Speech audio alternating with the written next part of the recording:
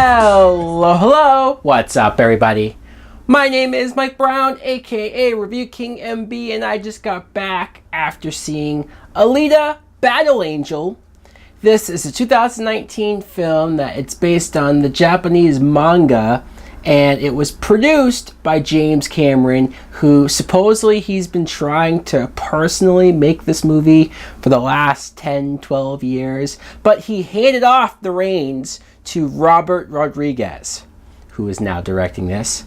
The plot is you see Alita, who was a robot that was put together by this doctor, played by Christoph Waltz, and she is learning life, learning what it is to be alive and interact with things and humans and emotions. She, of course, falls in love, all that good stuff, until you get people who want to come after her because she is who she is. That's mainly the conflict, the simplest form that I feel like talking about. Now, what I think of Alita Battle Angel is, I thought the movie was okay. I didn't love it, but to be fair, I'm not some huge fan of the manga. I'm not somebody who's like, they had to do this or they had to do that. I mean, it really didn't matter. I just was aware of this was based off of something, so I was curious. I remember when I first saw the trailer and I saw the CGI effects on Alita, the character, and her big eyes, and they certainly popped in the trailer. I don't know if it was in the good way, but it definitely was like, whoa, that's a little freaky. And then when you watch the movie, you see those effects and the big eyes, and you go, all right, yeah, they're there.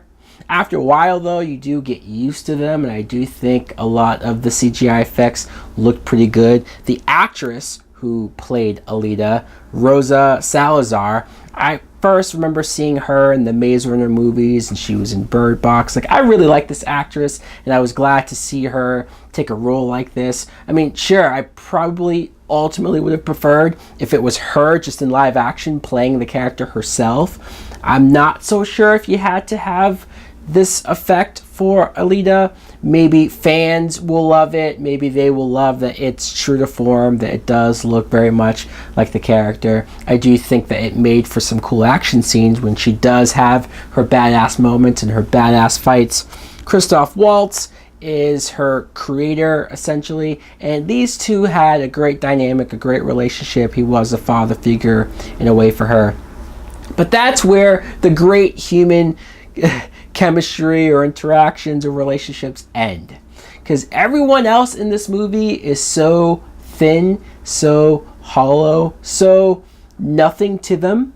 Like, the love interest for Alita is Hugo, played by Kean Johnson, and I mean, he's fine, this actor, he's fine, but I rolled my eyes a couple of times at some of the dialogue between the two, how they were sort of forcing this idea that they're so quickly fall in love and yada yada. I mean, you've seen it 100 times.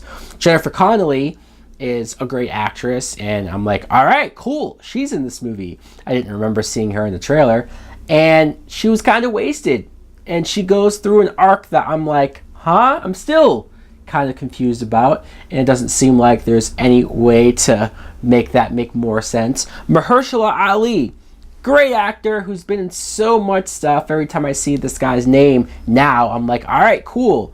And nothing. I mean, he's there, he gets a few scenes, and sure, maybe the role is defined in a certain way, but as far as depth, as far as understanding the character, as far as caring about the character, no, he's almost literally just a puppet. Ed Skrein, who I'm sure you remember from Deadpool, he was good. He's probably the best out of the villain-like roles, because he did have that effect of just his face over a robot's body, Terminator-like, and there was a few action scenes with him that I'm like, all right, cool. It's really the action, it's really the effects. I saw this in IMAX 3D, so yeah, there was some decent effects there.